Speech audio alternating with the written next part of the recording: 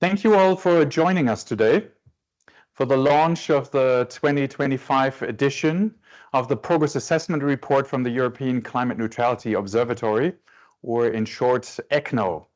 My name is Matthias Duwe. I'm head of the climate team at Ecologic Institute, and I act as coordinator for the observatory. And since I'm introducing myself, I should tell you also a little bit more about ECNO itself. The European Climate Neutrality Observatory is a partnership of research organizations from all around Europe. Our mission is to provide regular assessments of the EU's progress towards climate neutrality, to support policymakers with information that can steer the EU to a clean, competitive, and socially just future. The collective expertise that the partners bring together allows the observatory to provide an impartial and comprehensive check on climate policy process driven by data and based on science. And we are supported, importantly, on the communication side by 89UP, and the funding and the idea for the observatory are from our dear colleagues at the European Climate Foundation. We want to present to you today the report that is online now, that was launched this morning. It's available in, of course, a downloadable form, separate summary also downloadable, but also our website actually has all of the information, the results in an interactive fashion. You can drill down to an individual data point in the visuals that also will show you more information if you hover over them, so you can go and pick out exactly the information that is of interest to you for your work. But obviously we hope you don't do that right now, because we are in fact presenting to you the highlights, some highlights from the report itself.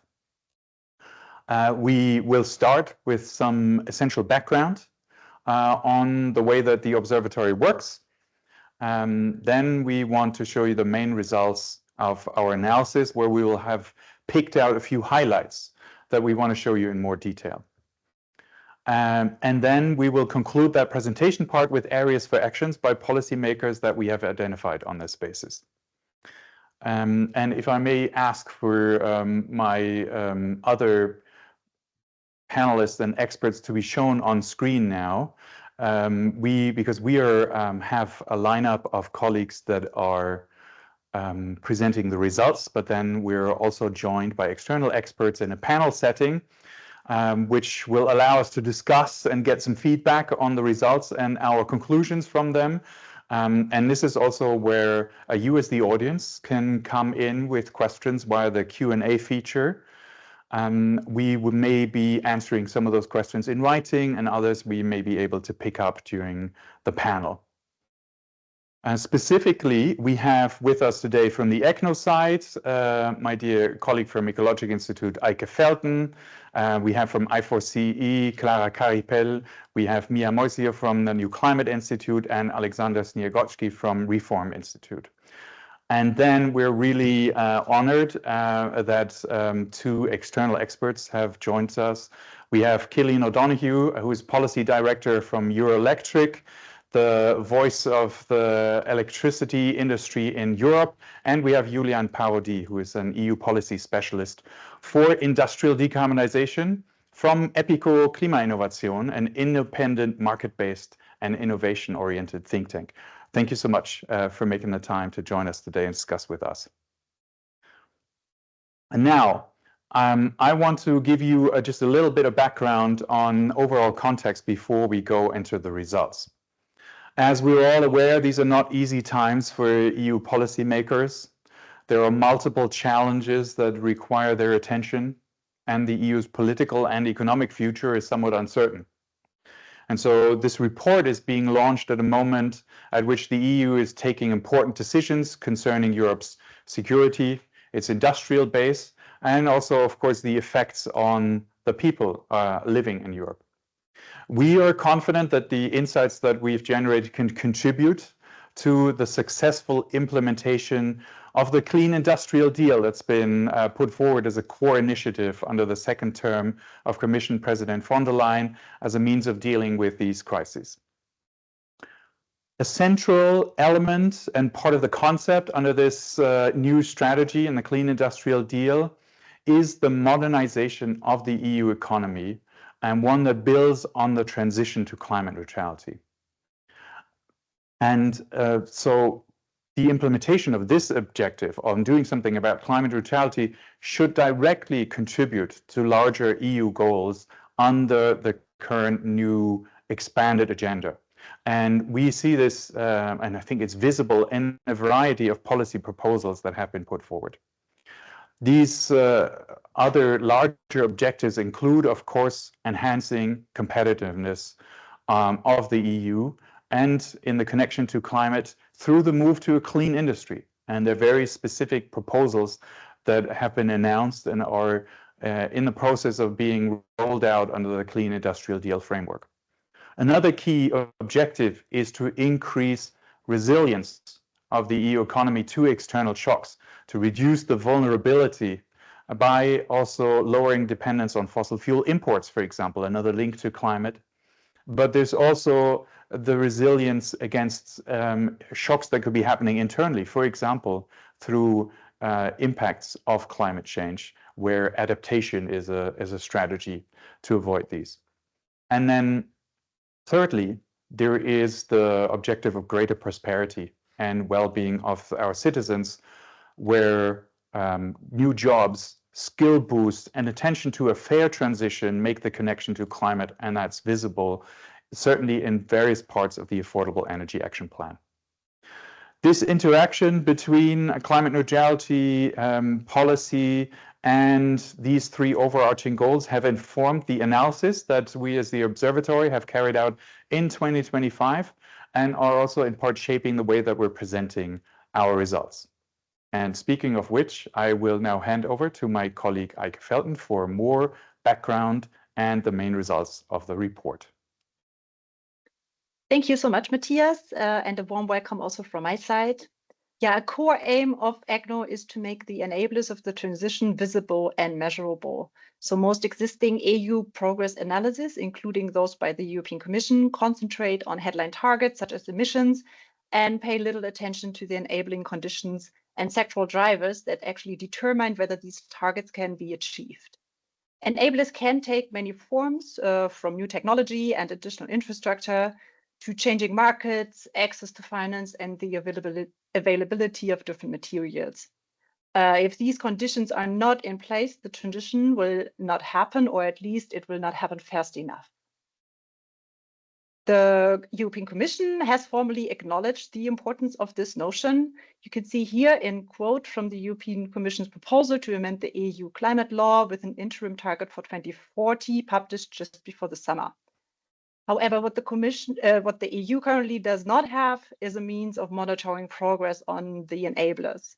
We believe that providing useful information to decision makers requires a level of detail and granularity that the official systems currently do not offer. In short, a compass for the transition.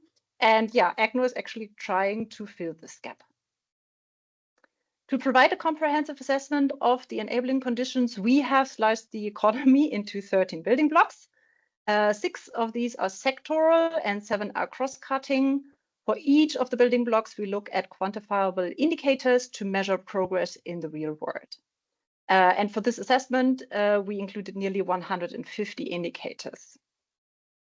For each of the indicators, we analyze the trends over the past 6 years for which data is available, and then we compare past developments with the pace of change that would be required to meet future goals. We use EU data and EU benchmarks from official documents and sources, with a few exemptions.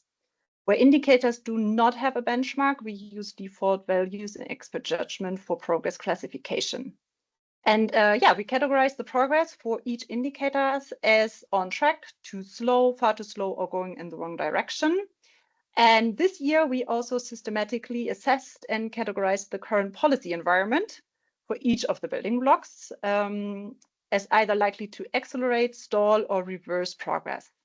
This offers a more comprehensive picture that also takes into account likely future policy impact in the assessment of current progress, in addition to the indicator data. Yeah, and based on the assessment of indicators and the policy environment, we then arrive at the overall progress classification for each of the building blocks. As Matthias mentioned, this year we also had a look specifically at the overarching objectives of competitiveness, resilience, and fairness. And we will come back to these in a moment for our policy recommendations. But first, I want to show you briefly the results for the 13 building blocks of a climate neutral future. Afterwards, Clara and Mia will zoom in into some specific areas.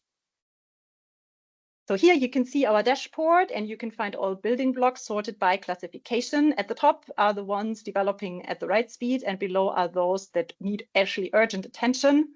This image contains a lot of information, so let me point you to some key messages.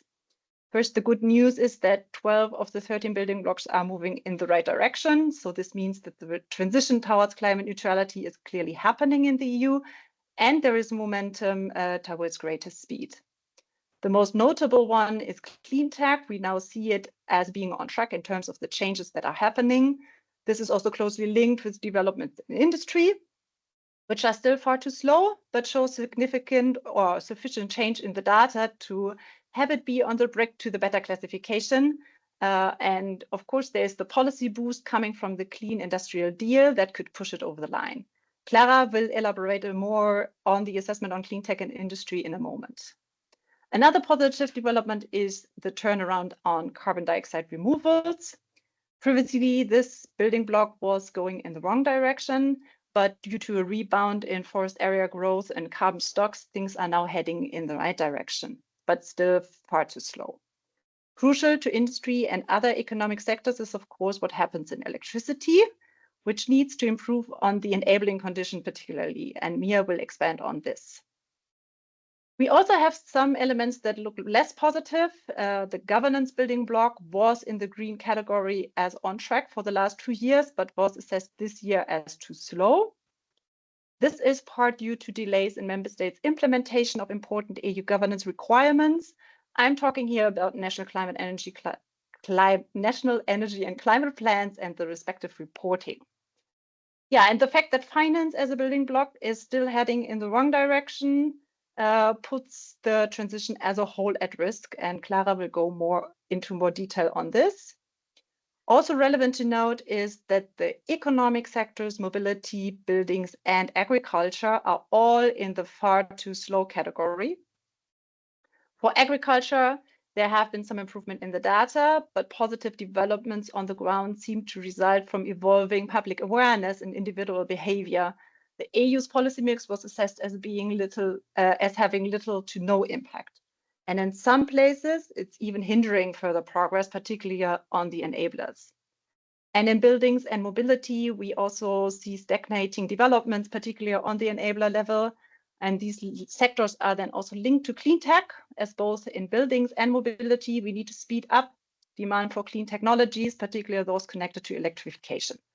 And Mia shows you later something on heat pumps and EVs. Finally, we also face a major blind spot when it comes to adaptation, and this is actually striking, giving the clear and very varying data on the growing impact of climate change across Europe. Yet we still lack data, quantified data, on what is needed to get more resilience and where we actually stand. So this was a quick run through of our top line messages. And I will now hand things over to Clara and Mia. So Clara will run us through some key findings on clean tech and industry and look at finance. After that, Mia will speak to the developments around electricity and electrification, and then rounds us off with a look at social impacts and just transition. Thank you. Clara, the floor is yours. Thank you so much, Eike, and welcome everybody. So as Eike said, at ECNO, our role is to look back and assess what progress means for the EU's policies agenda going forward. And leading in clean technologies and transitioning our industries away from expensive fossil fuel is how Europe will build its long-term advantage. Very support industrial competitiveness and also employment. And the Draghi report made it actually plain. Europe needs a step change in industrial policy if we were to increase our competitiveness against China, the US, and also against fast-rising players like India. But there are reasons for optimism. For the first time, our indicators show that clean tech is broadly on track. R&D is growing, new factories are being built, and Europe's clean industrial base is expanding. Battery manufacturing, for instance, is on track to exceed the EU target, which is a very good news. The chart that you are seeing in the screen is showing steady growth. And the green transition is not just climate policies, it's also a growth industry for Europe, one we should be proud of and the one we must keep supporting. And recently, the policy progress in Europe has been real, from the Net Zero Industry Act to the CBAM. Europe has the outlines of a strong framework for clean competitiveness. And the Clean Industrial Deal can build on that. However, progress to date is no guarantee of future success. The world is more and more polarized, and clean tech markets are showing signs of slowdown. While batteries and wind are still growing strongly, heat pumps and solar are at risk of missing their 2030 targets without fresh support. Part of the reason is that the competition from cheaper import and despite Europe's thriving research and innovation ecosystem, our domestic manufacturing base is really under pressure. And without a long-term EU climate investment strategy for clean tech, we risk locking in new dependencies and falling behind the global clean tech race. But competitiveness and climate action isn't just about new industry. It's also about Europe's traditional industrial base, so the EV industry, which is the backbone of our economy for the past century. And here, the story is a bit more concerning. And for the heavy industry, actually, it's the energy costs that are key issues. From 2030 to 2024, industrial electricity prices in Europe rose by over 7.5% per year, which is far higher than in the US or in China. And that's the real competitiveness gap, actually. And this reflects our ongoing reliance on fossil fuel imports. And weaning ourselves off Russian gas has only deepened actually dependence on expensive LNG, for instance. And until we accelerate renewable storage and electrification, that dependency will continue to keep prices high. So it's really important to decarbonize this industry with cheap, abundant, clean power, and it has to be a priority. And for now, it's rightly highlighted in the Clean Industrial Deal, but we really need to continue that way. Now, if we look at the data, we can see that in the industry sector, efficiency is improving. Our industries are using less and less energy per unit of output, but progress is still a bit too slow. And circular economy is effectively stagnant over the last few years, and it's really growing far too slowly. So it means that we need significant policy support to accelerate both trends. The planned EU Industrial Decarbonization Bank could play a valuable role here to do so and to accelerate these trends for these two specific sector. Now, if we look at the finance side, Eike already mentioned it previously, but one critical barrier limiting both competitiveness but also all the decarbonization of our economy is investment. And overall, the building block finance continues to head in the wrong direction because financial flows in Europe remain misaligned with climate goals. And it's actually still the only building block that we are studying that is going into the wrong direction. So it means something. And why some policies such as the EU ETS, financial regulation, or the European Taxation Directive have done some things to redirect capital, we really lack a current climate finance strategy to close the investment gap.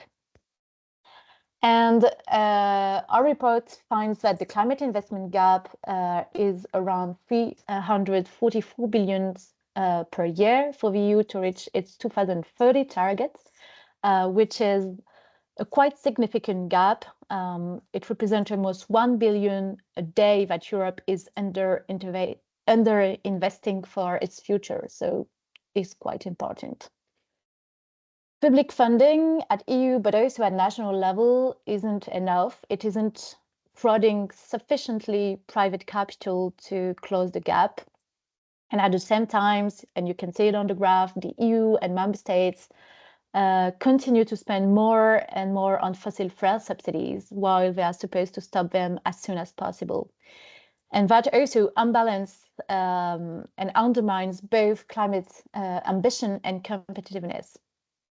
So to conclude, I would say that as the EU recalibrates around new priority, defense, competitiveness, resilience, this analysis offers a stark reminder. Climate policy without sufficient investment will not deliver, and the cost of delaying action will only rise. So that's why we really need to have a current strategy to close the investment gap as soon as possible. Now I will leave the floor to Mia, which will introduce some elements about electricity and electrification and the social impact of transition. Please, Mia, the floor is yours. Thank you so much, Clara, and good afternoon to everyone. As Clara mentioned, I will now take us through a bit of a deep dive on our analysis of the electricity sector. And here too, we unfortunately see that progress on decarbonizing the electricity supply sector has been too slow. But that doesn't mean that there haven't been positive developments.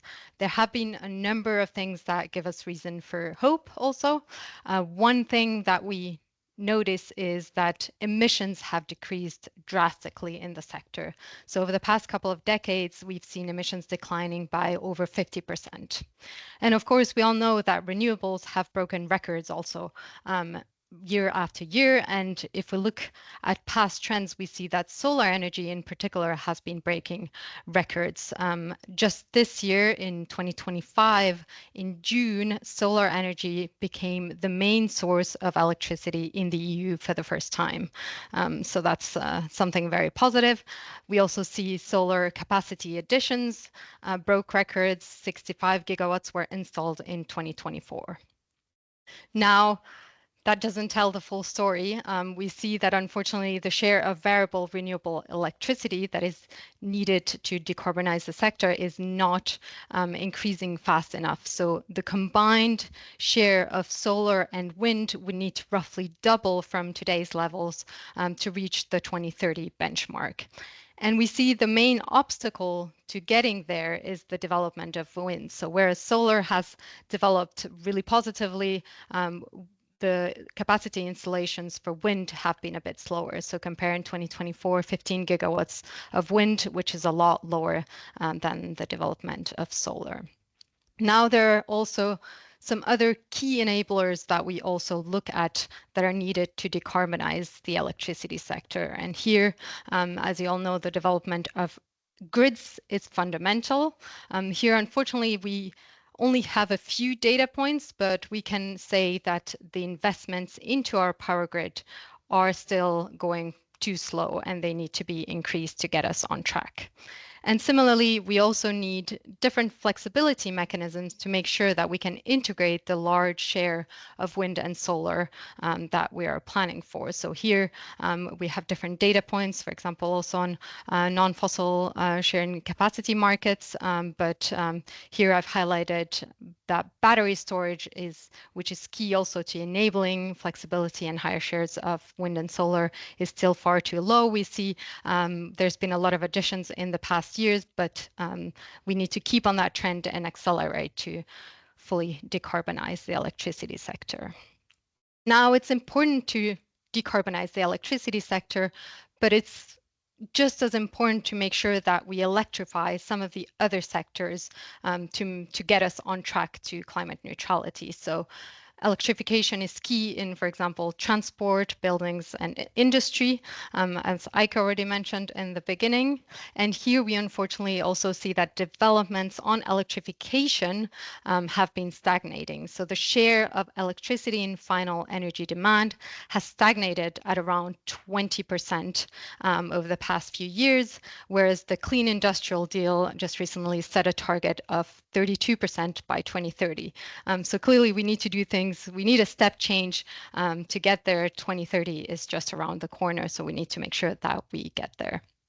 And one underlying reason that Eike also hinted at the beginning for this slow development of electrification is that some key technologies that are needed to get us to higher rates of electrification are not developing at the rate needed. So here we'll zoom in a bit on our data for heat pumps and zero emission vehicles. And for both of these technologies, we've seen rapid deployment over the past few years, and in particular during the 2022-2023 energy crisis, heat pump sales increased dramatically, but that's still not enough. So we need to get to roughly 60 million heat pumps installed in 2030. So that means, almost tripling the level that we have now at 20 million. So that trend line that you see is not enough. We really need to accelerate the pace. And it's a similar story for zero emission vehicles. We need to get to 100% of zero emission vehicles by 2035. So there too, we need to make sure that we continue and accelerate the current trends. So that concludes now this section on electricity and electrification, and I will now talk about something in our analysis that is also fundamentally important, and that is the just and fair transition. And here, we don't want to sound like broken records, but the progress has unfortunately also been too slow. But I will also say there have been some positive developments, and I will start with those, and then talk about some areas of improvement also.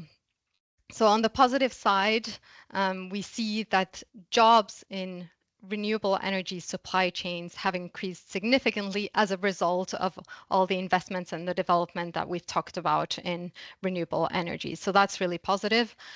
Just between 2018 and 2023, the EU added 500,000 new jobs in renewable energy supply chains. So that delivers clear and concrete benefits to EU citizens. On the other side, we unfortunately see that inequalities have persisted, and in some cases also some key indicators related to poverty and material deprivation have headed in the wrong direction. And here I would just point to a couple of data points that we have. We see that around 1 in 10 EU citizens are now affected by energy poverty. They're unable to keep their homes adequately warm, and a similar amount of citizens, 1 in 10, are unable to afford a quality meal every other day. So, we know that in order to make sure the transition to climate neutrality is successful, we need to get people on board. And these are, I think, good reminders to show that we need to also invest in a fair transition for all. And this transitions us then nicely also to our policy recommendations. And I will then hand it over to Eike again. Thank you, Mia. And yeah, now that you have seen some of the results in more detail, I want to show you how we identified then the areas that need particular attention. In other words, how we distilled the overarching key issues from more than 250 pages of analysis covering 13 building blocks, 3 additional objectives, and 3 horizontal drivers. So first, we looked at the objectives and enablers where the indicators are moving in the wrong direction or far too slowly, and where the policy environment is having only limited or even blocking impact. You can see these on the left-hand side. This gives you a clear sense of the enablers and objectives where the combination of data trends and expected policy impact shows that something needs to happen. Then we assessed the areas to find a common pattern circling around competitiveness, resilience, and the social dimension. So we didn't look at them in isolation, but from an integrated perspective to arrive at overarching results that can inform EU policymaking. From this, we identified 8 action areas, which are on the right-hand side.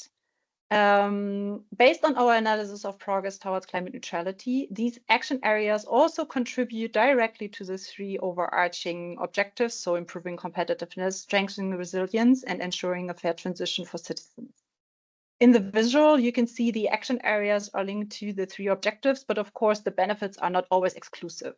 There are clear overlaps, especially between competitiveness and resilience, and prosperity and well-being of EU citizens are naturally also connected.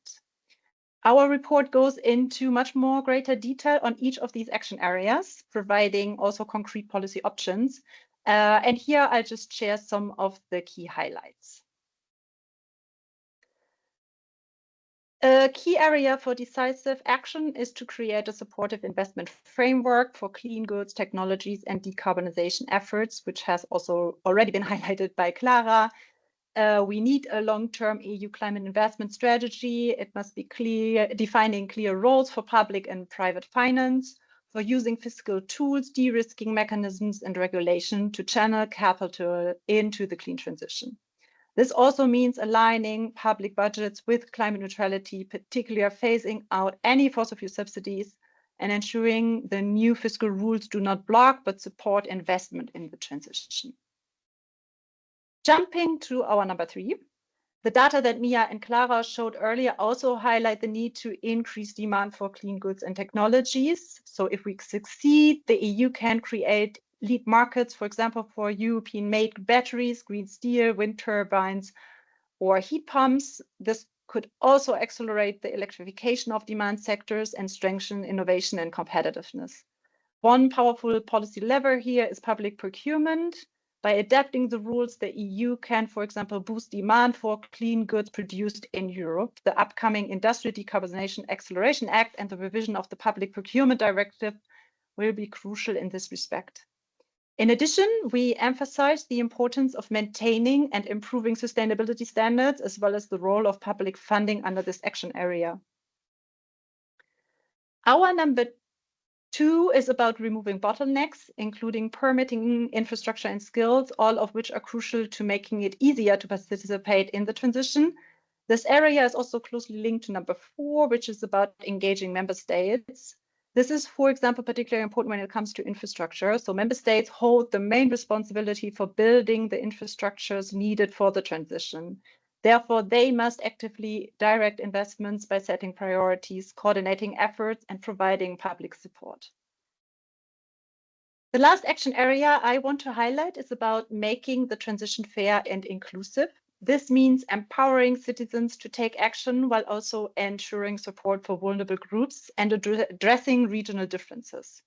Key steps include continuing EU-level just transition funding from crucial sources, shaping an approach that reflects regional realities while staying coherent, and creating meaningful opportunities for citizens to participate in the transition and in policymaking, both at EU and at national level.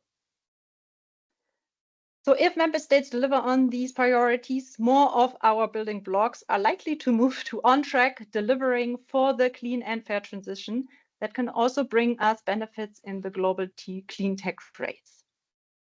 Finally, we want to highlight the need for an EU-wide transition tracking led by EU institutions, a single framework that brings competitiveness and decarbonization together and that considers the enabling condition of the transition that will make it progress clearer, more comparable, and also easier to act on. With this assessment, we show that such a system can work, and we see it as a crucial step towards understanding what needs to happen to bring the transition to a clean, fair, and competitive EU firmly on track. Thank you for listening, and I hand back to Matthias. Thank you so much, dear Eike, and thanks to Clara and Mia for the great presentation, and to all the expert colleagues, of course, that the 3 of you represent that have contributed to that analysis. I've just doing a quick check. We don't have any immediate questions for clarifications in the Q&A feature. I will repeat, though, the invitation to use that feature and so that we can come back to it. As we're now moving to our panel discussion, and I will now virtually invite, with the help of my colleagues managing the webinar, our 2 panelists to the stage. Again, thank you very much, Kilian. It's great to have you. And Julian, thank you so much for joining us. That was a lot to go through, but you know, hopefully you have seen and noticed that we tried to provide a specific focus on areas that you are particularly expert in terms of your work, and we're hoping to get a bit of feedback and your ideas to complement what we've come up with as ECNO. And I would like to start with you, Julian. You know, the industrial decarbonization is your specific area of expertise, and you know, we've heard basically the combination of there being, you know, real positive developments and certain momentum around clean tech. Also, we have these, you know, actually positive developments in the data for industry. At the same time, there are these real obstacles still for the transition to a clean industry. First off, on a very rather general level, how do the results resonate with you? Yeah, thanks a lot, Matthias, and to the entire ECNO team.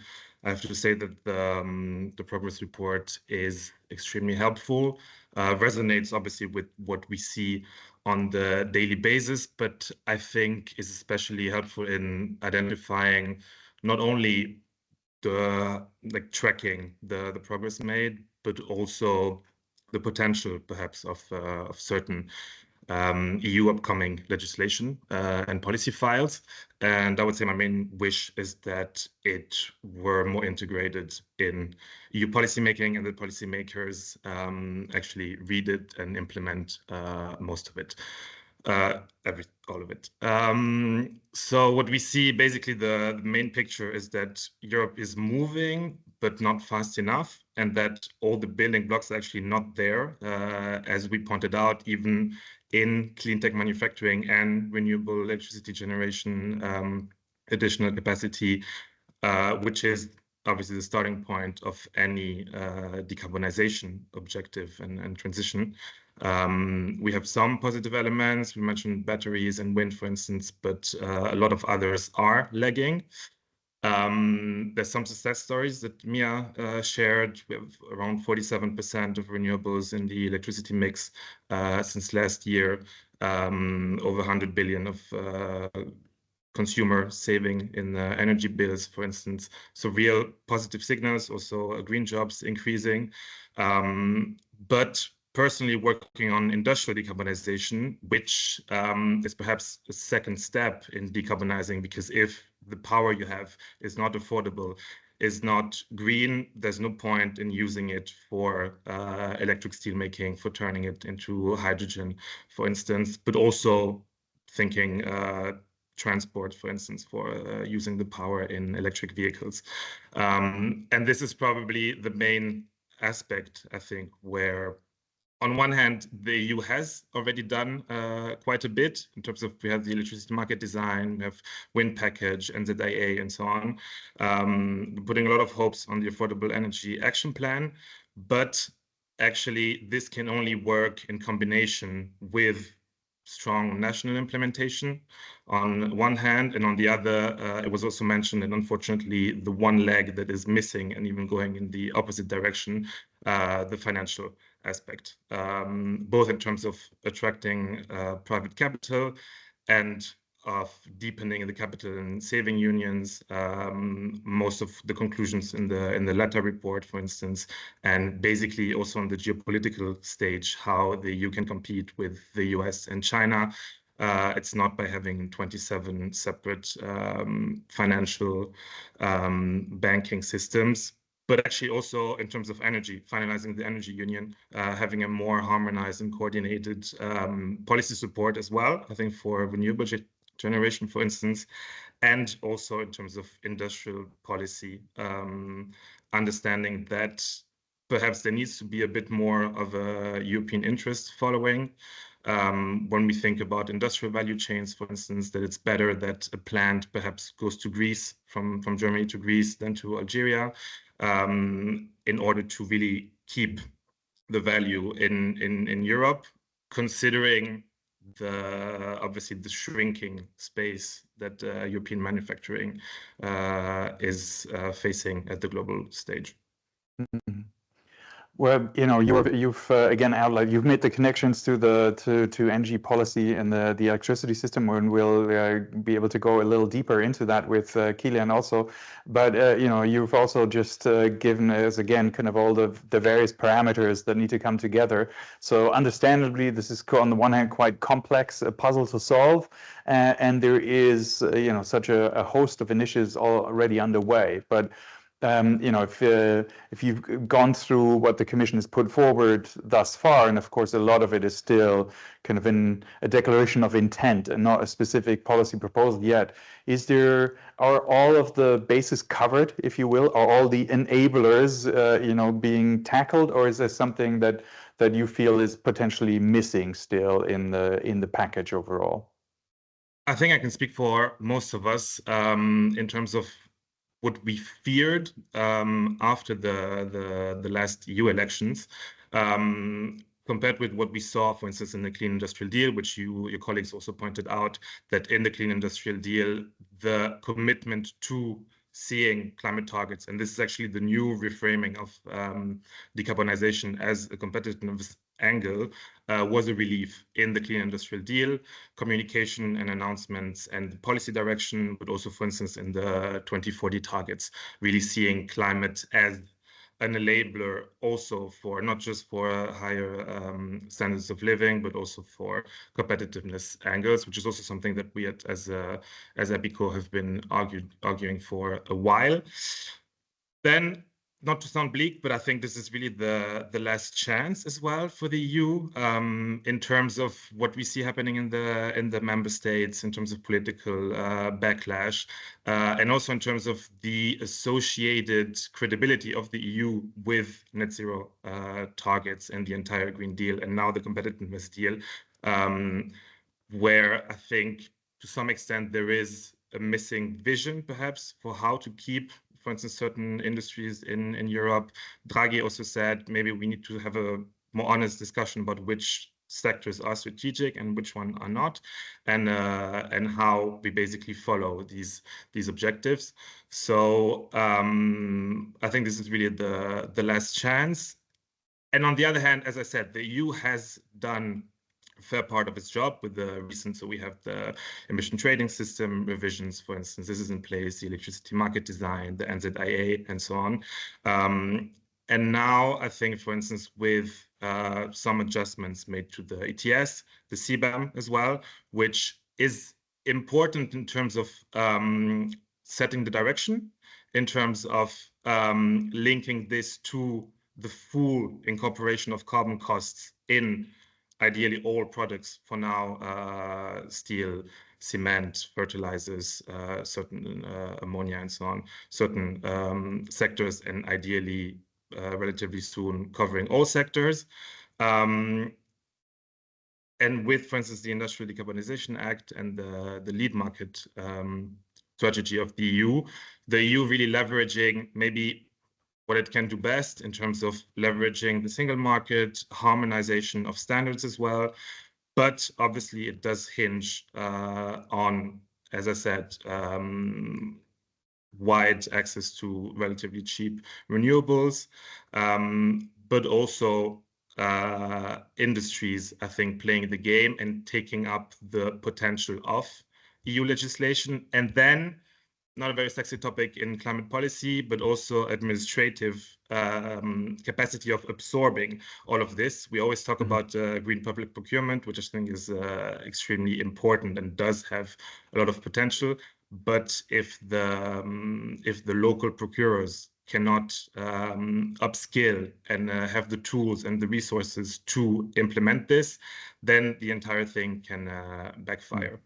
So I think this on one hand, and then on the other hand also that the tools bring added value, which sometimes we also fail to see in terms of EU policy making, where exactly one file complements the other. And I think this is also where the competitiveness compass, for instance, and which I think echoes also some of the ECNO thinking of having these sectoral aspects, but also the more transversal ones, exactly. Yeah. Thank you very much for making the connection to the overall ambition and a kind of sense of a joint political project and a vision going forward. But also, indeed, you did come back to the importance of the energy system and a clean energy system powering that transition. And so with that, let me turn to you, Killian. This is also central in our analysis. It's not just a thing that we picked out for the presentation, but it's obvious that ultimately the power sector is basically like one of the super enablers basically to the rest for the move to a decarbonized future. And you monitor these developments closely. You represent the respective industry towards the Brussels institutions, but comment and are able to connect what's happening in the reality of the businesses that are producing power to EU policy. I would first open again with a kind of similar, more open question. What you, in this context, how you connect with the results. Where maybe do you share them? Where's your analysis similar, or where might you have slightly different angle? Thanks, Matthias. And firstly, thanks very much for the opportunity. And secondly, thanks for a very well written report. One of the privileges of being a panelist, like a journalist, is you get the report in advance. So with the team, we had quite a bit of time to kind of go through in detail. And I think it's extremely well written. With the team, we kind of picked out 3 things which we very much agree with and we think is very correct. First one, no surprise, is we're very happy that electrification is placed kind of central in the strategy to decarbonize. In essence, to decarbonize, you need to do 2 things: decarbonize power and then electrify society. And I think that picks it out quite well. You have kind of 13 sectors. We essentially have 3: buildings, transport, and industry. And we need to electrify all 3 of these. And what we're seeing is we're stagnating. Electrification rate is 22.8% today. We have set an indicative target. When I say we, I mean the EU, of 32% by 2030, and we need to get above 50% by 2050. So we're very happy that electrification is kind of placed front and central in your report. The second thing we're very pleased about is you put a big focus on the importance of clean tech and producing these key technologies in Europe. I think if you look ahead, we already know what the key value chains, the key things we need to produce are. We need to produce, well, ideally PVs, wind turbines, but also batteries, it's electrolyzers. We know this, they're identified in Net Zero Industry Act. How can we ensure that these things are produced in Europe, and what's the best industry strategy to ensure that happens? I think that was very good in the report. And the final thing, and I actually fully agree with Julian here, is I think the finance section is very well written. I think we need to, I'm kind of quoting Draghi here, but it's very, very important. I think we need to complete or have a proper capital markets union. The US is far ahead of us in this, and we need to attract private capital, and we need to be honest that we are far, far behind in this. And just on capital, one thing to always have in our heads kind of is it's very important that the cost of capital stays low. So basically all the kind of new capacity in the power sector, there might be some nuclear, it's going to be wind and solar. And why these don't have a fuel cost, they have a very high capital cost. Cost of capital has been low recently, and it's very important it stays low. That's a big thing for the transition. If I can, there's a few things we might disagree with or have a different view as Euroelectric. First is we think flexibility as a concept isn't maybe given its due importance. So flexibility, as I said, all our new capacity is by and large going to be wind and solar. And a cheapest system for the consumers is if we have a lot of flexibility in the system. That means we can profit when there's lots of wind and lots of solar. And then when there's none, we have that flexibility to manage it. I think if we put a lot of emphasis on flexibility, we'll have a cheaper system.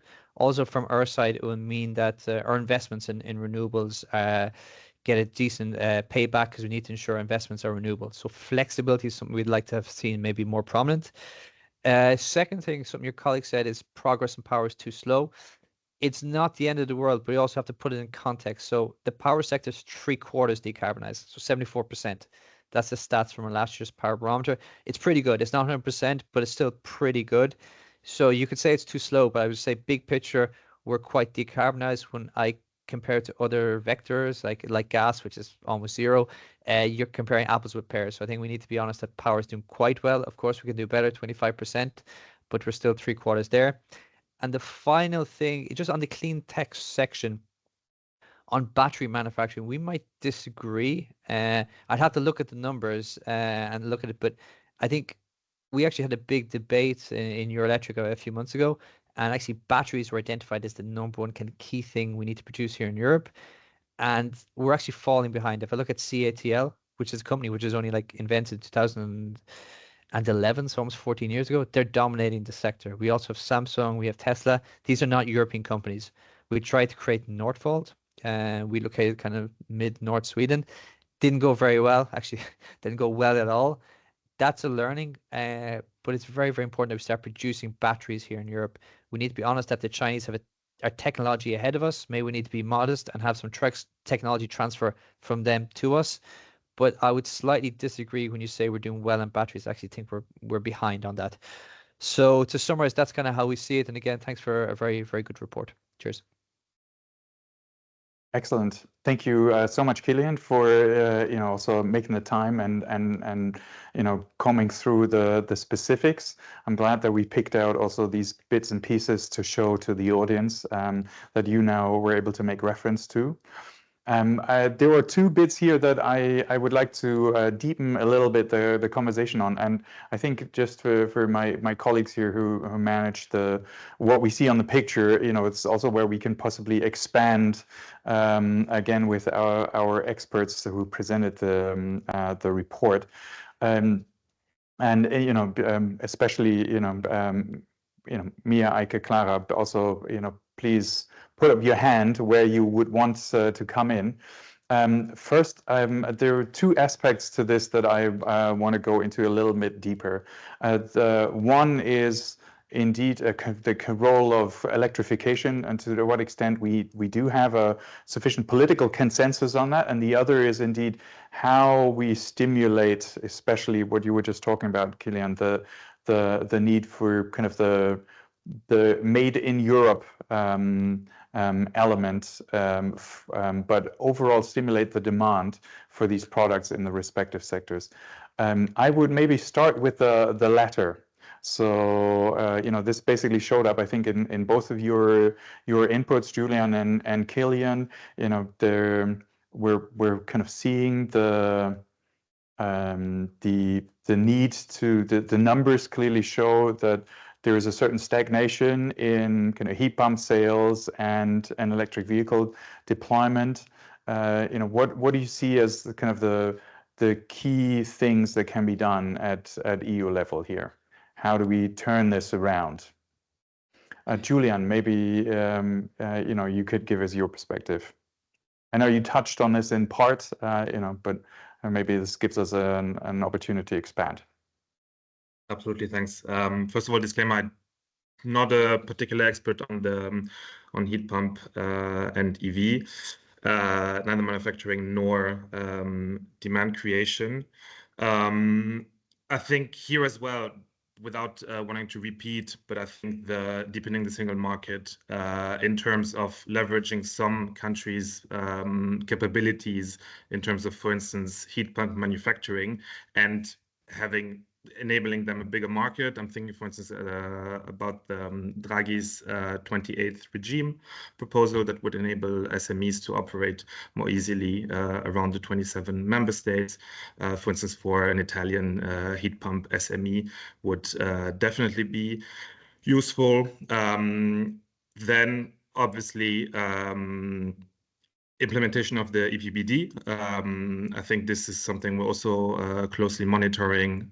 We have some positive examples already in terms of energy efficiency legislation nationally. I'm also thinking the whole life carbon limit caps, for instance, where we have the Nordic countries leading and showing example, for instance, and this could definitely drive demand for this. I think in terms of electrifying heat, for instance, maybe looking a bit more at the industrial side, which can also for low temperature heat use heat pumps. There is often in terms of price, as we said, it's mainly OPEX and not mainly CapEx and not OPEX. And its number one goal is really to get the technology out there, to really scale up the manufacturing.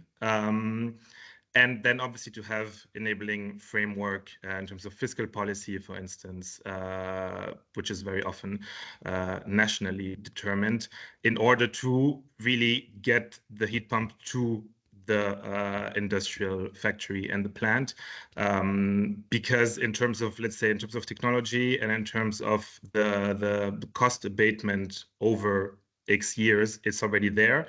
There as well, we have this issue, obviously, especially for smaller industrial companies, that they have this difficulty in long-term planning.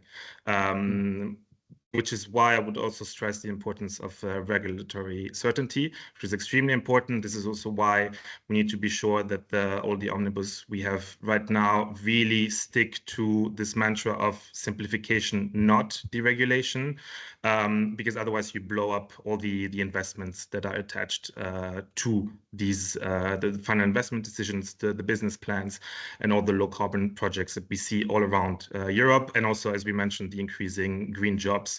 And if this is not the case, you then have a whole backfiring risk of the support as well for net zero targets. Yeah. So I think this is also quite important to shield these industries to some extent and give them a credible path to decarbonize in order for them to also take the investment decision and also technology decision to electrify their heats, for instance. Mm-hmm. I think in terms of batteries, we know that we have to do way more in terms of like both for electric vehicles, but also for balancing out the power system, for storage potential, for instance. Way more needs to be done, because otherwise the result is, as we saw it in the past year, in terms of recongestion, bottlenecks, curtailment, also of very costly and useful green power, which is a shame, and then leads to negative prices, which are also just illustrating the failures of the system. And there, I think, obviously, we had kind of a sequencing issue, both at EU level and nationally, where we build out all these renewables, which is extremely important, but without making the grid future-proof and having all these balancing systems that basically make us able to use this electricity. Thank you. With that last part, you may have opened up a conversation between Kilian and yourself. But if I go to the first part in particular, you're talking about indeed the importance of regulatory certainty, the importance of basically also certainty for the investments, especially SMEs that are wanting to know that there is going to be demand for the products, the capacity to manufacture they're going to invest in. And this is one of the areas where in our report, and it wasn't in the presentation, but there are our assessment of the policy context in a much more systematic fashion than for the last two reports has shown that, of course, there are now also in all the positives that we see on the policy side, there are a few things where uncertainty may be created around, for example, the regulation on emissions performance of vehicles, and also certainly in some national markets we've seen some uncertainty over the use of heat pumps and replacement of existing fossil fuel boilers. And so, Kilian, I'll come back to you with that notion of the importance of electrification as a political project. And I want to know what's your sense here? With these uncertainties that are being created in a few places, maybe on the demand side for the sectors that are then going to take up and take on that renewable power by changing their ways of moving forward and heating their homes, etc. Is there enough political consensus right now on this as the way forward? Thanks. Yeah. So I'll speak about the general direction of political consensus, and I'll break it down for buildings, transport, and industry, if that's fine. So on the general sentiments, so I would agree with your observation. So if you look back, 2022, we had the Russian invasion of Ukraine. The strategy or the reaction to that was this Repower EU strategy. And what it's saying is basically getting rid of imported fossil fuel, so 170 BCM of Russian gas, replace it with front-loaded clean electrification. So that's the strategy. You have fast-track permitting, you build a lot of renewables, you import less gas. That's the strategy in 2022. Go back a couple of months ago, we had this trade deal between US and EU, and we're saying we're going to buy 250 billion of fossil fuel imports from US. That's a complete contradiction of the strategy from 3 years ago. So that's not a good start. I know it's indicative to 250 billion, but I think it sends a wrong signal. I think as an industry strategy, we should be promoting homegrown clean electrification rather than trying to replace a dependence on Russia by dependence on US. So that's the big picture. If we go buildings, transport, and industry.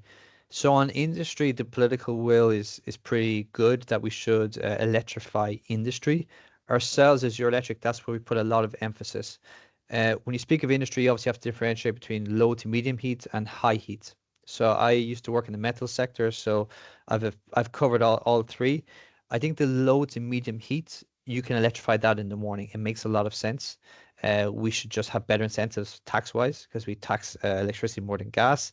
We probably need to give some small capital support for that investment cycle.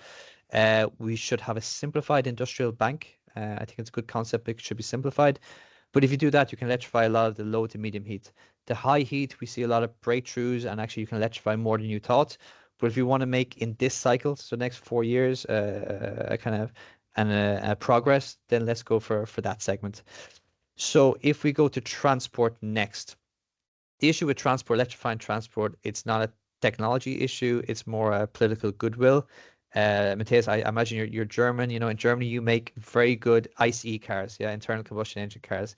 The issue is maybe in Europe we're a bit behind in terms of EVs, and we missed the boat a bit, and the Chinese got ahead of us. And what we see is, I think EVs are excellent technology. I have an EV myself, but we have an issue competing with Chinese. I know we come with certain tariffs, but I think the way to get around that, and it's easy to say, is to make better EVs here in Europe rather than come with tariffs.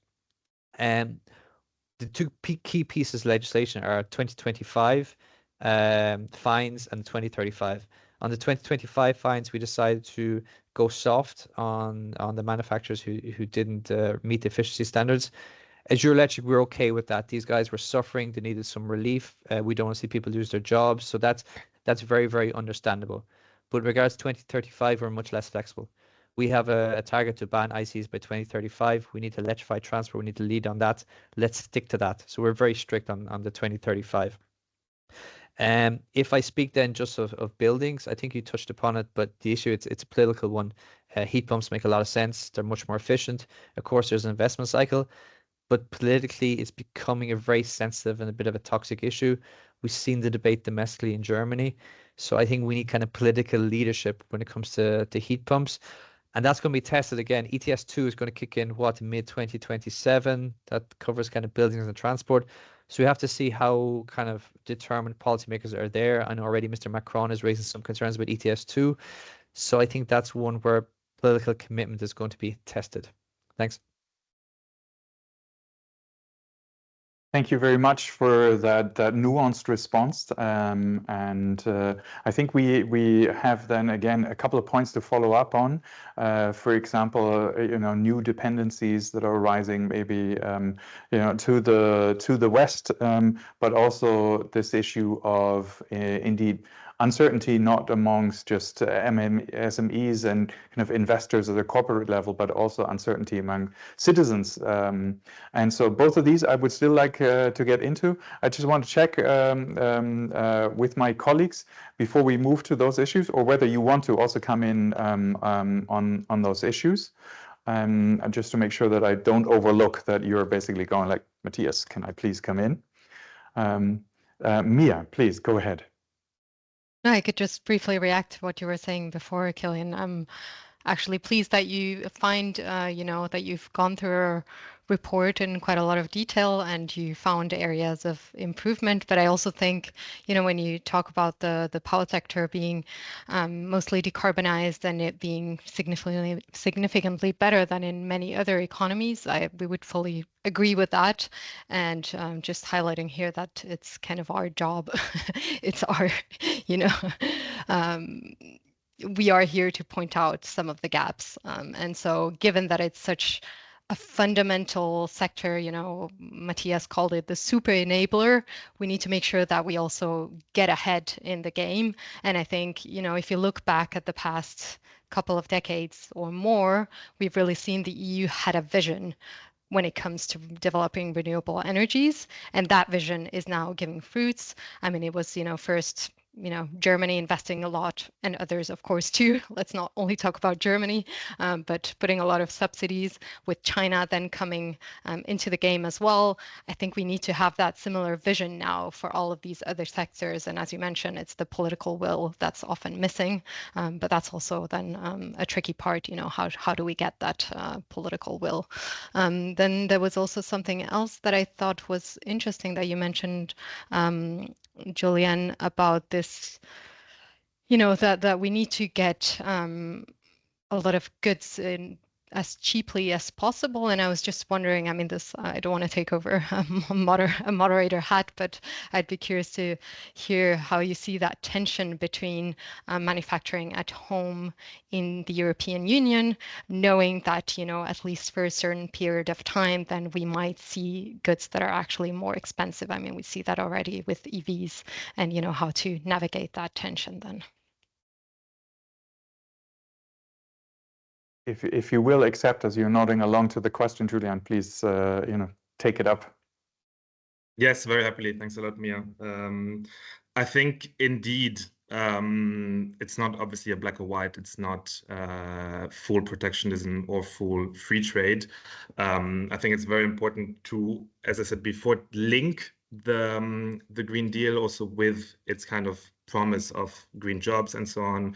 And even if, for instance, manufacturing's share in the GDP, but also employment has been going down over the years, it would obviously, every factory closing causes social anger, and if not managed properly, also anger and backlash towards EU policymaking and national policymaking, which then feeds populism. So there's this aspect, but then on the other hand, obviously, if all the goods become more expensive from one day to the other because of very high protectionist measures and tariffs and EU local content, for instance, you also, again, risk to jeopardize this public support for the transition. So here, I would say you need to find a balance, basically, which ecosystem, I think there, for instance, the GRC, also some other research is pretty useful in terms of identifying, they've taken some shots at identifying for which technologies maybe Europe has technological capability, has relative dominance in patenting, for instance, has the skills. I think there's some value chains where Europe simply does not have even the production capacity. I'm even thinking of some steel segments, for instance, where we just do not have. I'm thinking of, for instance, Trump putting tariffs on bananas and coffee. This is obviously not the path we should take in any case. But then in other cases, for instance, solar, I think, is a kind of a mixed aspect, because we know that, for instance, with the second Merkel government, you really had this huge drop where the German solar industry lost half of its employment and really outsourced everything, lost everything to China, which meant importing PVs in very cheaper prices, but then also increasing exposure and vulnerability, and clearly leading to less resilience of the European economy, and especially the net zero segments, which then also meant, when we had the pandemic and the inflationary crisis and so on, huge bottlenecks, of course, in terms of delivery of these technologies. So there again, I would say you need to decide on what is strategic, where it makes sense to have a more local production. I'm thinking, for instance, electrolyzers, heat pumps, we mentioned batteries, and so on, but also to what extent. I think just to zoom a bit more into energy intensive industries, there we have to be honest. We know that even in the long run, especially with the increasing electrification and increasing use of electricity and final use of energy, electricity will remain expensive in Europe. On one hand, because of our dependence on fossil fuel imports, but also because of the slow rollout of renewable energy, and some reasons, as I said, also simply geological, that we cannot compete with, for instance, all the solar potential in North Africa. And there, I think there is really a need maybe of more political courage and of thinking more proportionally in terms of which eggs we put into which basket and which of the available funds we channel towards a solution that perhaps even with massive subsidies will not be competitive. But having basically an honest conversation about that, and also choosing some sectors where we say, okay, look, there's a lot of innovation investment needs, but also a lot of capex. We will channel some of these there because we deem these sectors to be strategic. I think globally as well, there are some sectors where the EU also globally really has a role in terms of challenging this innovation and kind of leading the way, and therefore hoping for some kind of trickle down or spillover effect on some other economies, because can face it, Europe is the only geography with the most ambitious climate policy, and we see it now, for instance, with the effect of the indirect effect of the CBAM on carbon pricing schemes worldwide. I think this is also not something to ignore when we look at pure CO2 emissions, where, for instance, you could be tempted to say, well, the EU is emitting less CO2 than, say, India, but actually there's the whole imported emission aspect, and also obviously all economies being interrelated in terms of exchange of goods, but also technology. Thank you very much for reacting directly, Julian. And I would like to stay on the issue of prices, and Kilian, come back to you. You were earlier. You've always in your responses been able to nicely differentiate between different aspects. So here on the pricing, maybe one needs to differentiate on the one hand, what these mean for citizens. On the one hand, you alluded to already the impact of a few years ago, but also your industrial customers being worried about the cost of energy and electricity in Europe. What means do you see either at the EU level or more at the national level to really do something about prices? Thanks. So prices, if I can, I just say one or two words on trade. Just say I fully agree with Julian. It's all about finding the sweet spots. Too protectionist, then we're going to push up prices too much. If we're too open, then we're very, very vulnerable. So it's about finding the sweet spot. It's a nuanced discussion. I think that we just have to acknowledge that. So on prices, big picture, we should be aware that we are getting this simplified narrative. Europe expensive, US cheap. It's much more nuanced than that. Some parts of Europe, you have very, very cheap power. Yeah, and that's been reflected. Even I was in Finland last week, and we're discussing very, very, very low industry prices, and that's why some industries, even discussion of building a new aluminium smelter, 30-year contract, and they want to locate in Europe, in Finland. It's the most electrified sector there is. So it shows in parts of Europe you have very, very cheap prices. So we need to acknowledge that it is quite nuanced. So if we break down the bill, we always say there's three main elements, okay? You have your energy component, you have your taxation component, and you have your infrastructure component. Your energy component is what it is. You can't really change that. Yeah, I think that's pretty clear. Taxation component, of course, we can do a lot. We can reduce tax on electricity. Electricity is taxed more than gas today, which is quite perverse given our objectives. So reducing taxes on electricity is a simple thing to do. It would lead to lower electricity prices. I know it's maybe a bit unpopular for finance ministers, but I think maybe climate ministers should push that a bit more. And then for infrastructure, we're going to have to invest heavily on our infrastructure. We estimate about 67 billion a year. So you're going to probably have to double how much you invest in grids going forward.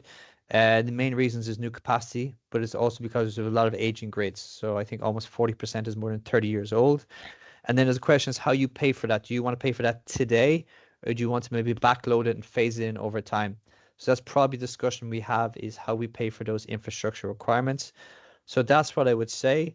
In terms of overall strategy or industry strategy, we need to be conscious of two things. Firstly, it's a misnomer. It's a misunderstanding that fossil is cheap and renewable is expensive, which some people say.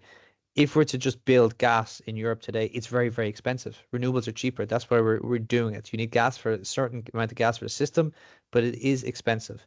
The second thing to acknowledge is gas is cheap in US and it's expensive in Europe, and that's not going to change in the medium term. Yeah, their gas prices are 4 to 5 times cheaper. So saying we're going to compete on gas price with US doesn't make any sense. It's not going to work. What we can do is try and compete on renewables and homegrown electrification. So I think that should be the basis for the strategy. And if you look at a big macro perspective, and this is kind of the last thing I would say, is you have very good renewable sources in Europe. You have very good wind potential, very good solar potential. Yeah. You also have a lot of firm capacity between gas and nuclear. And also you have lots of hydro, which can help balance the system. So if you had a macro planning of the European economy and you kind of did what the Draghi report did, it would make us very, very competitive. But we need to integrate more. There's too many obstacles. The interconnectors which are there, which should be there, are not there. They're the sort of discussions we should be having going forward. And one last thing I would say, if you look at US, they're saying, okay, they're kind of going back. They're saying we want to be fossil intensive economy. But if you look at China, it's gone the opposite way. And their electrification rates are way ahead of ours. They're over 30% now. They're electrifying their buildings, transport, and industry. And that's kind of the technologies of the future. So the Chinese are going ahead of us. And as Europe, I think we have to make a strategic decision to follow that path, not in terms of political framework. That's not what I'm saying, but to follow that path in terms of how they're approaching industry policy rather than US path. Thanks.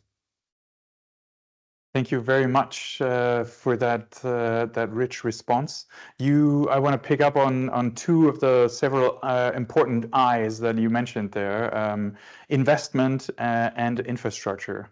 On the investment side, we've got the deficit identified by colleagues from I4C, and you referred yourself to our focus on finance and highlighting the risk that this building block in our analysis going in the wrong direction at the moment. And you mentioned the need to put some of that investment in the build out of the infrastructure to keep overall system prices in check, and also to support the electrification effort. What are the solutions that you see here at EU level to stimulate that investment, to leverage the necessary funding, specifically on something as crucial as infrastructure, where we have a classic clash between kind of public and private sector on sort of who actually brings the money to the table? So if I speak of investment first, so in Brussels we have this thing, the new Bible, which Draghi report from a year ago. And when he talks about investment, it was 750 to 800 billion we need to invest a year, which is about 4.5% of GDP. So a year ago, we're all saying this is what we need to do, what we need to do. Then we have the MFF, which came out recently, and that falls quite a lot short. It's not the worst document. It still keeps up a lot of climate ambition. But the Draghi report was the Bible, and we've kind of backtracked on that. But from our perspective, kind of pursuing what's in the Draghi report would make a lot of sense. That means, as I mentioned, having a capital markets union, all these sort of things are quite important. So that's kind of a big picture. If I speak of grids, I think a lot of the issues we see is we have a very dynamic renewable sector and building out fast, etc. And we've regulators which are maybe a bit more conservative. I know their general perspective is to keep costs down, but you have this concept of anticipatory investments. So we want to build grid in anticipation of demand which is going to come. Yeah. So if you're going to dig up your road, you want to do it once to connect, your heat pump, your EV, rather than doing a little bit now and doing it again in 5 years, which is going to cost a lot more. So this idea of anticipatory investments is something we try and push a lot. And I think we need regulators to be more flexible and more open on that concept. There may be a bit of a conservative bunch for what we would like. And then in terms of the public and private, yeah, so most of the investment is going to be private investment. We need to mobilize that. We would like to see a greater role for the EIB as acting as a guarantor of certain investments. If I see, Julian in industry, I think EIB could have a role guaranteeing PPAs, for example. I think they could also have a role with regard to heat pumps. You have national banks, but then the EIB is behind them. Those sort of things I think would help a lot to mobilize the necessary investments. Thank you very much. Indeed, I just want to check, whether my colleagues want to expand on this with any of the detail from the report. But Julian, on the investments, do you have anything specific to add? I saw you, reacting. Yeah, perhaps briefly, as Kilian said, the fact that if more actors kind of chip in, the overall cost doesn't increase, especially for if we're talking about de-risking in terms of guarantees. For instance, if you spread out the costs, it doesn't mean, let's say, increased taxes for taxpayers. We already mentioned, I think, several times the fossil fuel subsidies. Of course, it doesn't go from one day to the other. If you cut all tax subsidies for gas heating, for instance, you increase energy poverty. We don't want that. But still, I think there is a lot of potential there. We always mention the energy taxation directive, as Kilian just said. Also, the electricity is being taxed more than gas. So there is money out there. The Draghi report also mentions some elements. For instance, the pension funds. The EIB has over 250 billion. There are still funds from the recovery fund as well, which could be leveraged. Alone, I think the Italian pension funds are over 300 billion. Obviously, again, you don't activate it like this.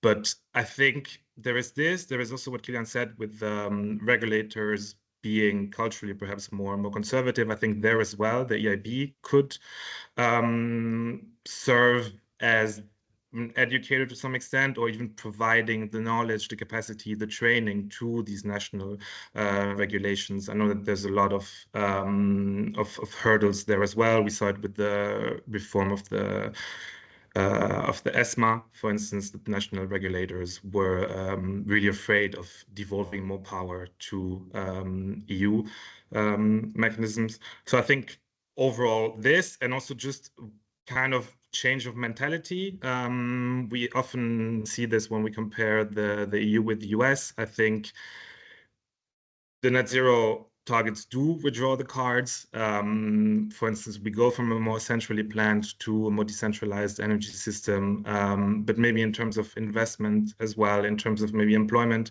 the EU is still, several actors are still very risk averse.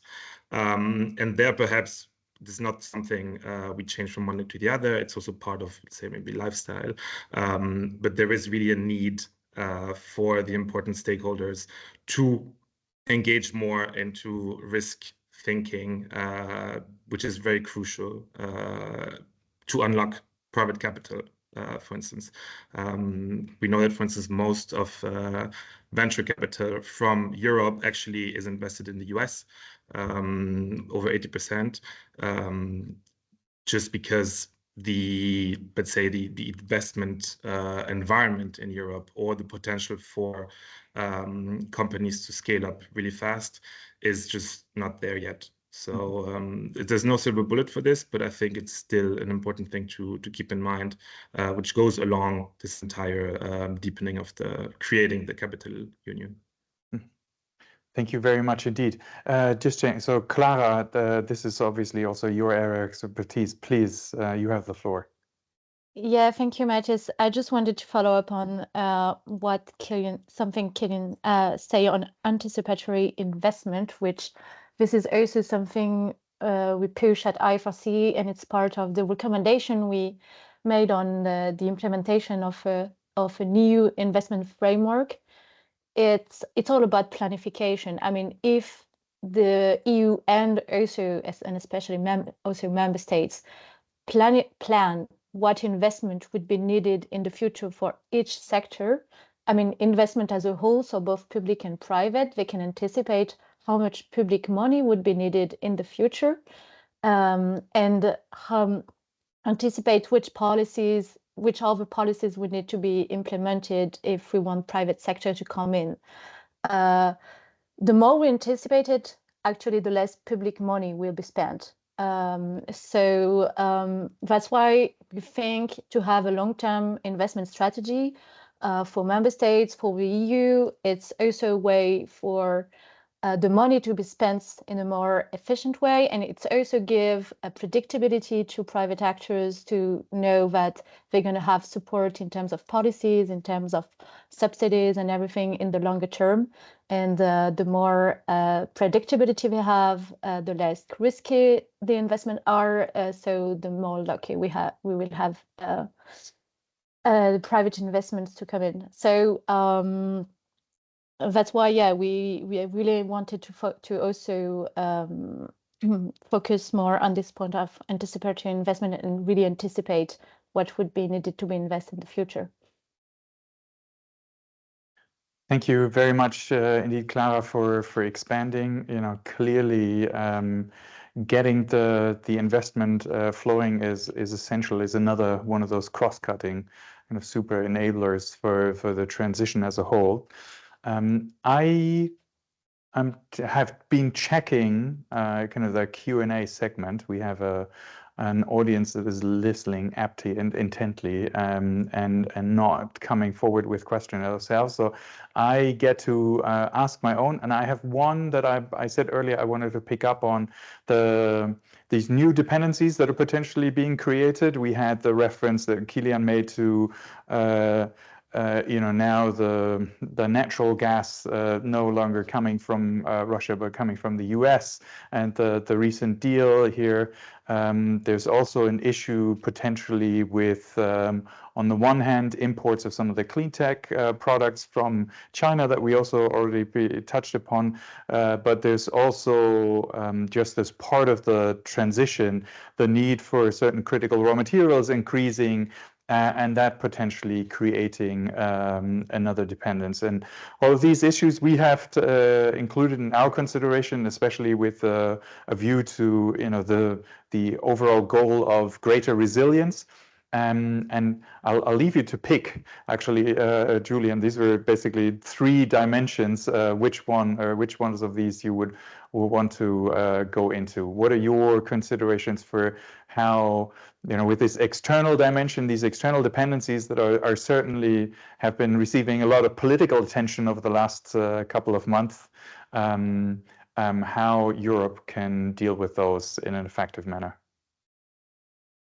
Yeah, I would probably start with the EU-US or Trump-von der Leyen deal, which is to some extent the result of what Draghi said last week, that the EU thought that its economic power conflated with its political power, which is clearly not the case.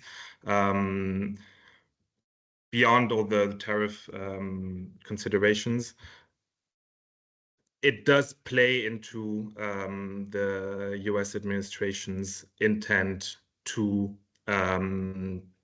see a future for fossil fuels, I think, and to really try to steer the global conversation away from energy security equals more renewables, for instance, and cheaper energy, meaning more renewable energy, and essentially is a fossil lock-in. We know that the figures are way higher than what we actually import in terms of fossil fuels, but also including nuclear fuels, for instance. So there, I think this is relatively dangerous, besides the Commission also not having, obviously, the mandate to decide how much public investment is made. So this is, I think, increasingly showing the risk of abandoning this commitment and also losing credibility on that stage. I would also say that the urgency right now is also to think industrial with trade, with employment, with technology, with energy policy, and so on. To some extent, also inspiring ourselves from what China is doing. I'm not talking central government, state-owned enterprises, and so on, but still in terms of having a more solid strategy, which looks at what comparative advantages we have, what resources we have, and to leverage. And to some extent, this means more realpolitik and being a bit more pragmatic, but to leverage basically also some of the relations we have with other countries, and say, maybe if we finance a certain project in sub-Saharan Africa, it shouldn't contract Chinese construction companies, for instance. Like, just thinking everything a bit more together and in a bit more of an integrated way, I think is quite important. For instance, regarding most of the critical raw materials, actually, for instance, even cobalt, I think China is dominating the refining access. So even if they don't have them on Chinese ground, such as rare earth, for instance, which they do have, they actually managed to kind of make themselves be unavoidable in terms of linking also all this to all the downstream technology and the manufacturing and so on, thinking magnets or other or critical raw materials as well, where basically now you just cannot avoid China, which also should not be our goal. That's what we said, diversify, not decouple, something like this. This is not the goal, but still having this on one side, and on the other one, obviously the circularity aspect, which I have to say is also very prominent in the report, including in the industry part, which I was very happy to see. Obviously, increasing circular material use does help the planet in terms of lowering the material footprint, but it also makes Europe more resilient, especially when we simply do not have that much of an access to most of the strategic raw materials. Thank you very much, Julian. Mia, did you want to add? I know this has been an area that you've covered extensively in the report, but we didn't get to kind of present that part of the ECNO findings or recommendations. No, I'm just really happy that Julian, you just mentioned circularity. That was going to be my point, that ultimately, the most sustainable, it's the same as for energy. The most sustainable energy is ultimately the one that we don't consume, and it's the same for critical raw materials. I mean, there are huge, environmental impacts also. So, that's, I think, a really good way to go forward, because also there's no silver bullet here, and it's not like from one day to another the EU decides that it wants to have. I mean, it has put forward these targets that are really good under the Critical Raw Material Act, but it will take time. China has, built up the refining capacity over a long period of time, and it will take us also years before we can get to that level. And one thing that we work on at New Climate Institute in more detail that we also highlighted in the report is the clean trade and investment partnerships that the EU Commission, the European Commission is working on. It's a relatively new instrument, but this is, you also mentioned that global partnerships are needed, and this is where we see, that mutually beneficial partnerships for investments into critical raw materials can be helpful, but of course it cannot, it cannot just be the EU going, in an extractivist mode. There needs to be also, of course, a relationship there and investments also, not just to Europe, but then investments potentially also in partner countries, so that they can develop value added also in their economies.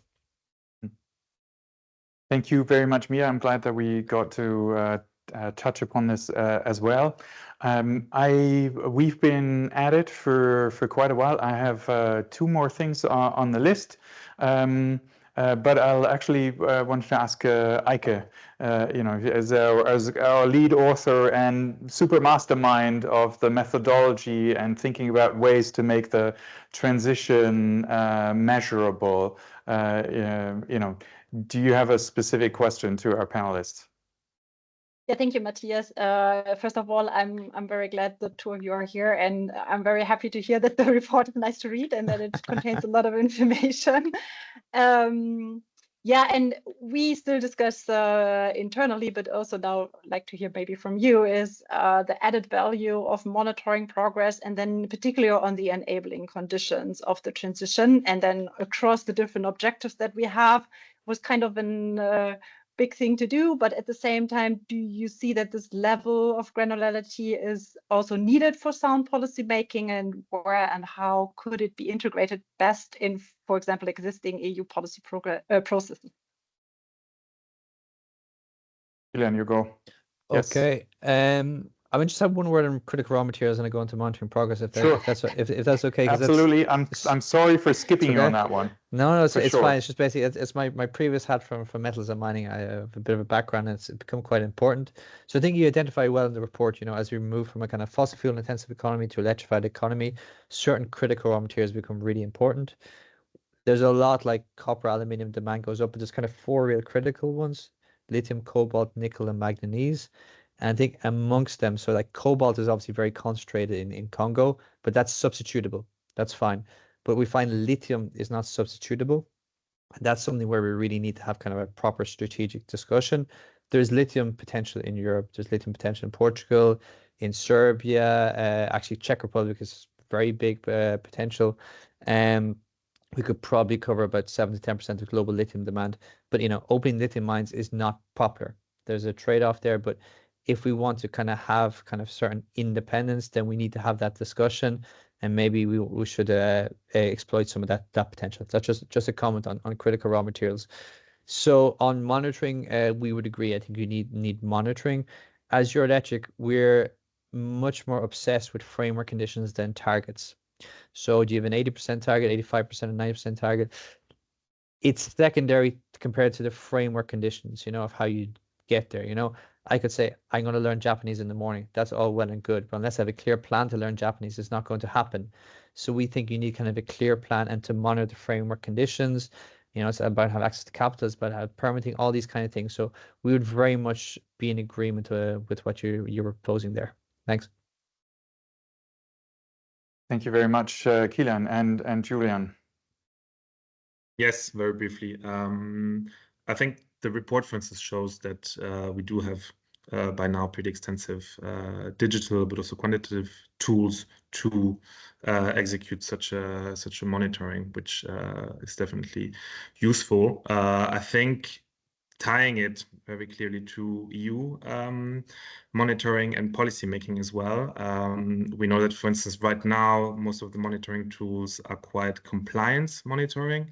So, for instance, with the NECPs, the resilience funds as well, or territorial just transition funds.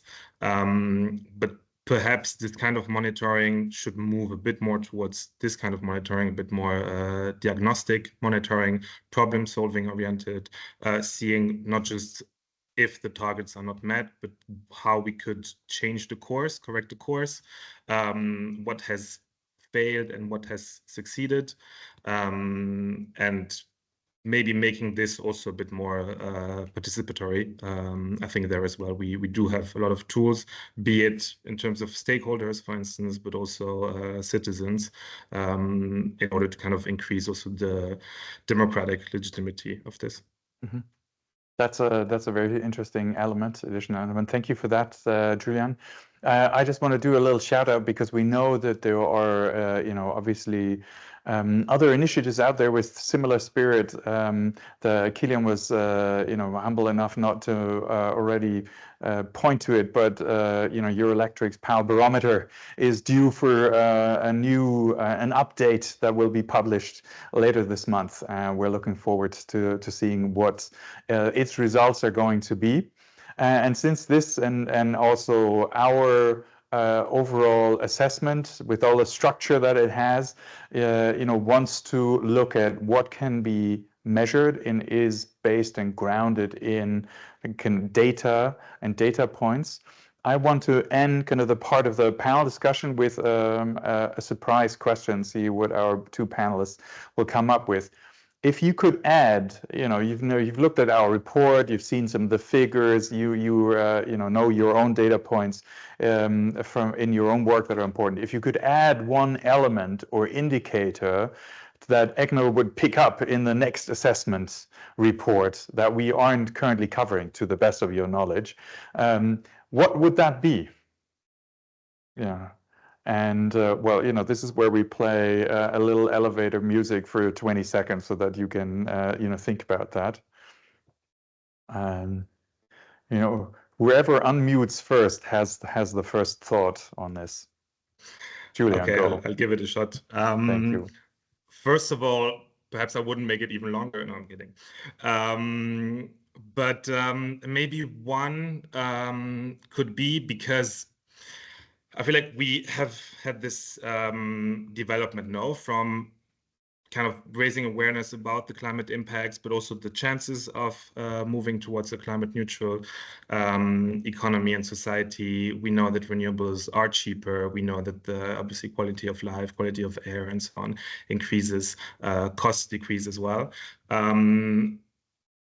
now I feel like also because of the quality crisis, because of the conjuncture, we move towards a bit more selfish way of citizens looking at politics and what's happening around them, and with actually very trivial considerations about mainly cost and prices. So perhaps having one segment, it could be either qualitative or quantitative, in saying how X has led to X, decreasing the price of something, of a good, for instance, or can be also in a sector. Could be best practice, or could be something quantitative that is more transversal. Super interesting. Thank you so much. So basically, a measurement of things that create a significant positive effect. Nice one. Kilian. Yes, so a tricky question, but one indicator, it's kind of already in the report, but obviously I may be speaking a bit through my old self-interest, but I think the electrification indicator could be more prominent. It's mentioned there. I think it was on there's page 33, but that's something which could be maybe more prominent to say, okay, we know where we want to go, and electrification rates are stagnating. Maybe more prominence to that indicator will be maybe one suggestion. Excellent. Brilliant. Well, we're going to pick up those points. And generally, I want to say to everybody listening, we welcome feedback, positive, negative, without any major judgment. Inputs like that are very valuable. We want to keep improving, and we are refining as we move forward with trying to provide tangible insights to EU policymakers based on this kind of analysis. This is where we close the main conversation, because I want to hand over for some concluding words to dear colleague Alexander Zniegocki from the Reform Institute. Alexander, you've been listening to everything. You've all, of course, been, and you and your colleagues, an important part to our internal processes. Please give us a few reflections for closing the launch today. Yes, thank you, Matthias. And privileged to summarize this very interesting discussion and very intensive data-intensive presentation. So I think that was also a chance to see the scope and complexity of topics which we cover within the observatory. And indeed, I will try to have a few key takeaways for audience to remember from this event. So I think one first thing is that this assessment shows that as European Union, we are indeed moving in the right direction towards the transition to climate neutrality. And now it applies to all the sectors which we have assessed, so including carbon dioxide removals. So the data shows that there's also improvement and acceleration in some enablers and objectives.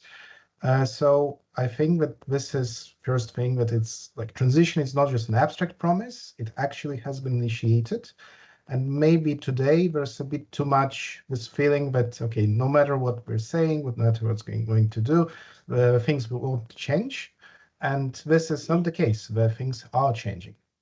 But then the second point is that, okay, we are mostly moving in the right direction, but clearly the pace of transition is not fast enough. And it's not only cosmetics, like 1 percentage point here or there.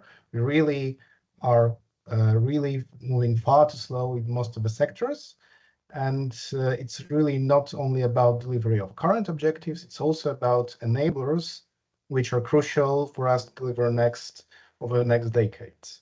I think that it's also clear that for most of the cross-cutting building blocks, which provide a broader framework for the transition, we also need to accelerate, especially in the area of finance, which is, it's quite unfortunate that this fundamental block, which enables investments, which provides clear signals to align incentives across the economy, is not actually moving in the right direction.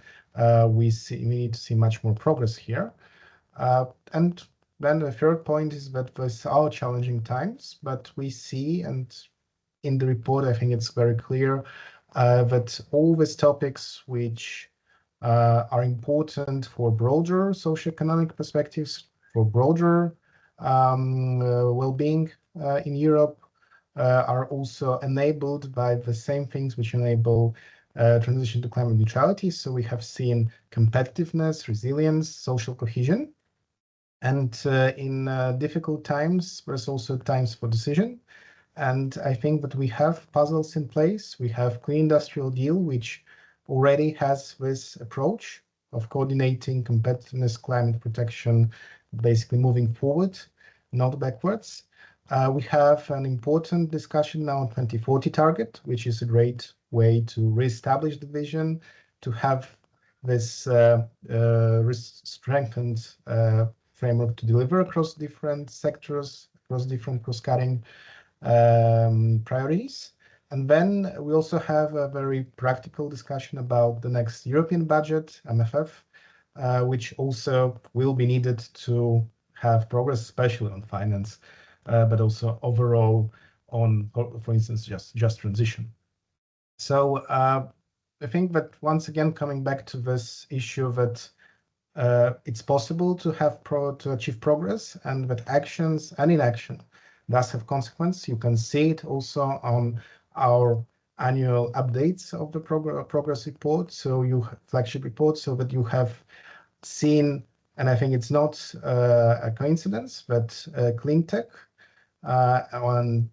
is already quite in a good place, but it requires constant action so that we don't fall back as we have fallen back with governance.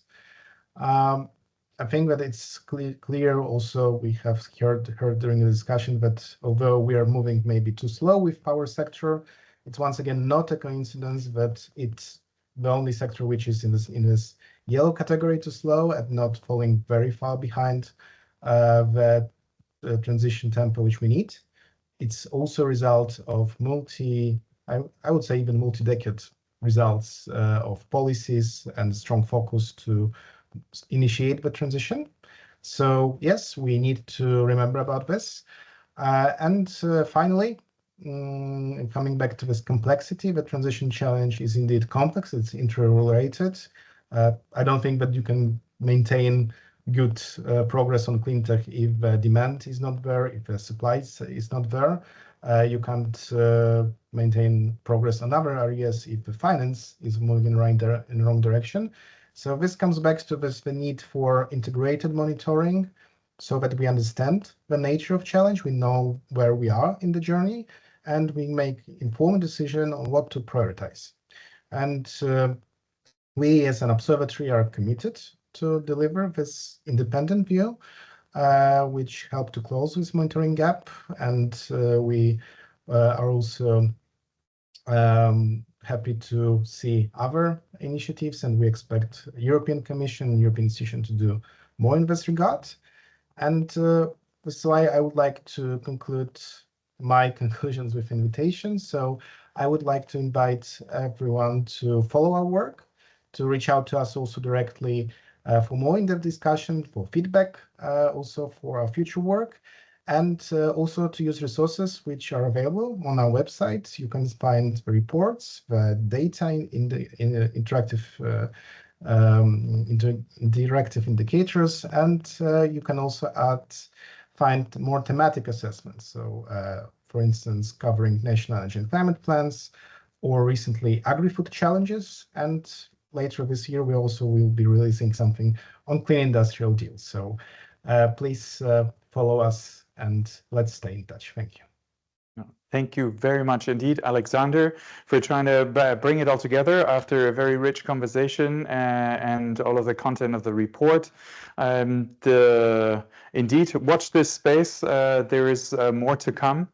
But right now for today, I want to thank all of our speakers. We have still our experts here. Our panelists were fantastic. We really appreciate them making the time. We will take the words and our insights also further beyond this gathering here, this virtual meeting, to colleagues in the institutions, because not everybody that we wanted to have here could be here. I want to say a big thank you to all of the experts from the teams in all of our organizations that contribute to ECNO for the inputs. We've had most organizations represented here, but not all of our partners. Our dear colleagues from Klimact are an equally integral part of making ECNO a success and having produced this report.